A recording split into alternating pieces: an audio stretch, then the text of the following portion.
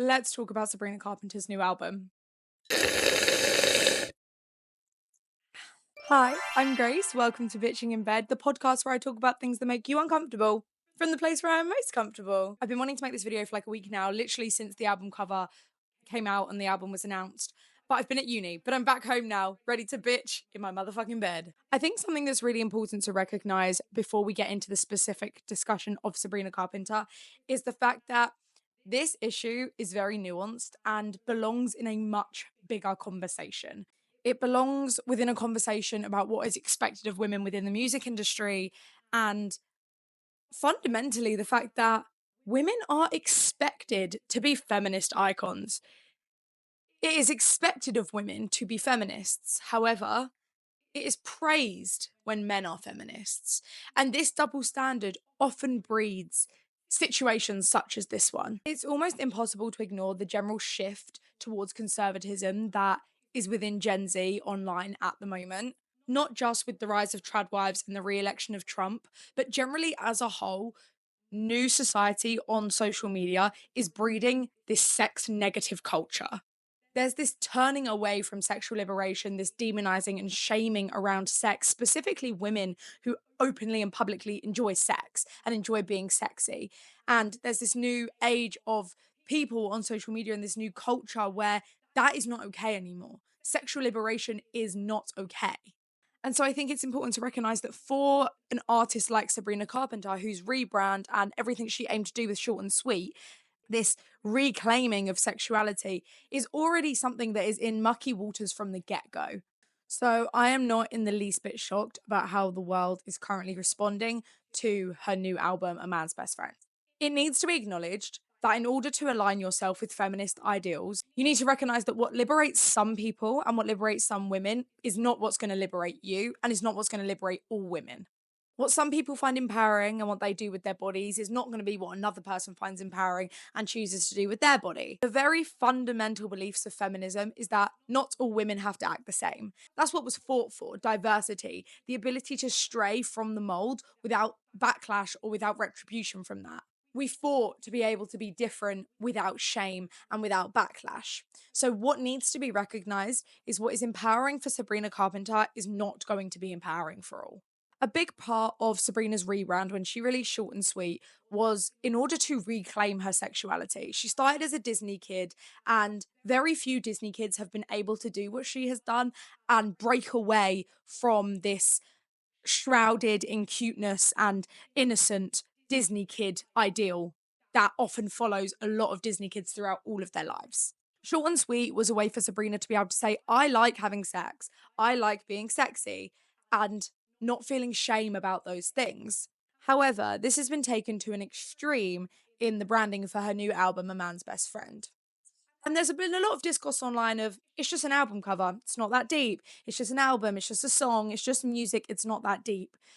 However, we cannot ignore the fact that art, music, and performance will always be and has always been inherently political. And therefore, there is no way of observing music or art in an apolitical way. It can't happen. Every single action is political, and it is impossible to be apolitical in this current society. So it is almost foolish to try and argue that it's not that deep, because it is that deep. It might not feel that deep for you, but we're all out in the middle of the ocean drowning because it's that deep. There's been a lot of discourse of, maybe she's just comfortable in her sexuality. And maybe she is. And she should feel no shame nor be receiving any shame for that pure fact. However, we cannot deny or ignore the historical context or past precedent that has led to this point in time, and the way in which the type of empowerment Sabrina is now marketing is inherently intended for the male gaze. And perhaps with this new album, she is trying to be satirical. Perhaps this is a satire nod towards the way in which the patriarchy treats women. However, if we look at the radicalism of artists like Fiona Apple, Sophia Isella, Sinead O'Connor, the art that they create is inherently political and radical. It's disturbing art. The famous quote is, art should disturb the comfortable and comfort the disturbed. However, the marketing that has come along with Sabrina's new album is not radical enough to be as effective as it is intended to be and subvert patriarchal ideals. It is not radical enough that it ensures her audience know it's satirical. Some of the biggest backlash that Sabrina has received is due to the correlation between her imagery for A Man's Best Friend and the imagery that appears in the film Lolita. Lolita, originally a book, is a graphic depiction of child sexual assault. And there are two distinct images that Sabrina has used that scarily mirror two specific scenes in the film. And while these two images inherently are disturbing, they're not done so in a radical way. They're done so under the male gaze. But she is not creating radical enough music to go alongside it in order for it to have its desired effect. But unfortunately, I think the mark was missed. And therefore, the imagery just behaves as performance art under the male gaze. I need to make it really clear that I don't dislike Sabrina Carpenter as a human being. I don't think she hates women, nor do I think she hates herself, nor do I think that she's anti-feminist or setting feminism back. I think it's so important to acknowledge one of the most shocking powers of the patriarchy, and that is the harming of women without men being involved at all. One of the most clever and disturbing ways in which the patriarchy functions is to pit women against each other and have us tear each other apart rather than men having to do anything to harm us inherently.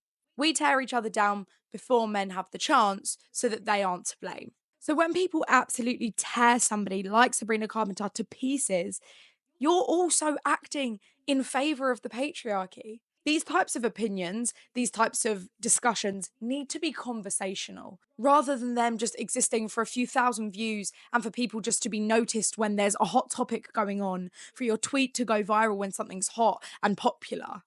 When instead, these conversations need to be continuous and ongoing because Sabrina is not the heart of this issue.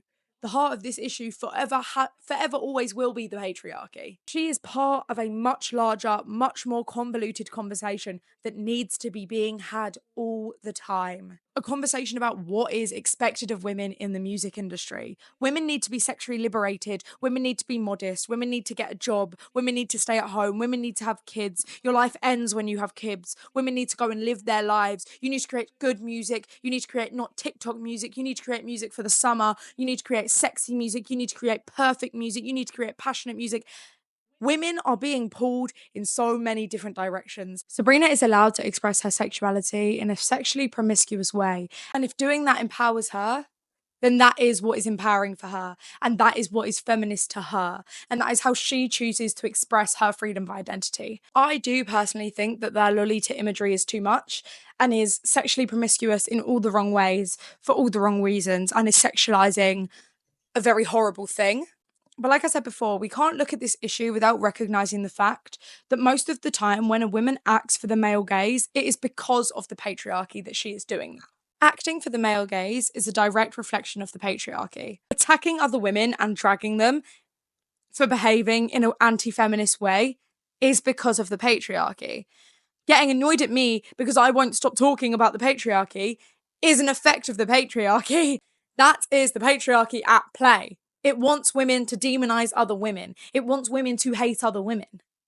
Because then we do all the work for everyone else.